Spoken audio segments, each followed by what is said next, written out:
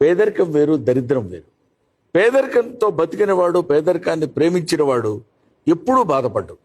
వాడికి బాధ అనేది తెలియదు. పేదరికమే మీకు నేర్పుతుంది. పొద్దున్న లేవగానే నీ పేదరికం నీకేం నేర్పుతుందంటే, ఎలాగైనా వెళ్ళి 4 రూపాయలు సంపాదించి భార్య పిల్లల్ని పోషించుకోరా అని జీవన మార్గాన్ని చూపించేది పేదరికం. అలా కాకుండా ఏదో పని చేసి ఎలాగైనా ఎవరినో మోసం చేసి డబ్బు తీసుకొచ్చి ఇంట్లో ప్రేమించాలనుకోవడం దరిద్రం. పేదరికంగా ఉండొచ్చేమో కానీ దరిద్రంగా మాత్రం ఉండకూడదు. అవునండి.